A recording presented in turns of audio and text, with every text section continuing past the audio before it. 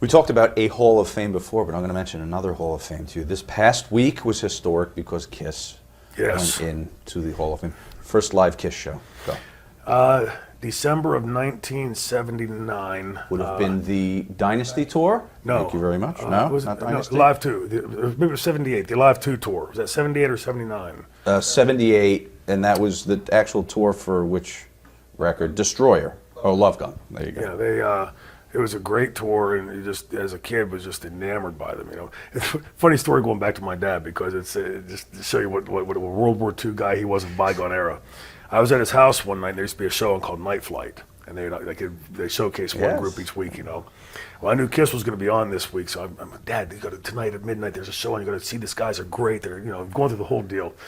So finally the show comes on, and first they had the masks on, they were wearing the helmets and stuff, you know, and Dad's like, I don't get that. I said, well, that's because they don't want you to see their face, you know, wait until they show them play. So they get on stage and they're playing, and I heard my daddy's going like this. Watch this, so they get done doing it, and I look at him, I said, what do you think? Aren't they great, Dad? He goes, my God, they're wearing lipstick. And as a man from World War II, just couldn't contemplate a man wearing lipstick. You get past the lipstick. Yeah, I couldn't. Giant cod pieces, but he saw the lipstick, and that was it. Ever dress up like any of them for Halloween? Yeah. When I think 7th or 8th grade, we they had the Kiss makeup kit. So Gene, we gave you some money on that one too. It was almost really at that point you could see like when the whole Kiss thing, they went from these like monsters of rock to it was like starting to become the media machine, you know. But as a kid, I didn't care, you know. And to me, the most important thing is the music has stood up to the test of time. And you listen to something today, you can if you never heard it before, you hear Rock and Roll Night, shout it out loud. Detroit Rock City. If they came out today, they would capture an audience. And that timelessness, you know, what allows one group like the Beatles, I'm in awe of. All these guys with the Beatles, after the Beatles, hits. What water were those four guys drinking that these other groups come out and have one or two hits and can't come up with another one? What's the difference? I mean, how is it possible that four guys from one town put together that incredible kind of talent? And yet you take these other guys that can go to college for music and, you know, be taught by virtuosos and everything else, and they can't come up with it. And the fact that the only thing I think about the whole Kiss thing going to the Hall of Fame is how absurd that it had to be this long. You know, you see that Blondie's been in there, and there's actual rap artists in the Rock and Roll Hall of Fame before Kiss, and they're the second all-time selling group of all time. You know, it just shows you the build up against them, and I think there's part of that goes into wrestling too. That, you know. When you go through that stage when you're like 7th, 8th grade, where everybody, wrestling's fake. I can't believe you like wrestling. And those of us that were marks for it, to hell with the cool crowd. We like wrestling, and Kiss obviously went through a big portion of that, you know, in their careers.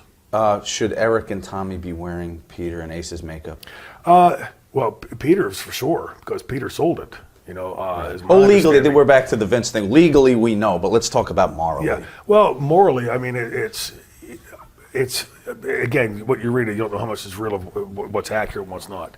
I think Paul has a very valid point that it's absurd that Eric Singer's been in the group for 22 years, doesn't get in, but Peter Criss, who's with him for 8 years, does. If it was never done before, I could see the argument. But other groups, the guys in Grateful Dead, the guys with what was the other group, Leonard Skinner. There's been these revolving doors of guys in and out, and they're all taken in mass. It just sort of seems that there's this built-up, pent-up dislike of Kiss in the industry.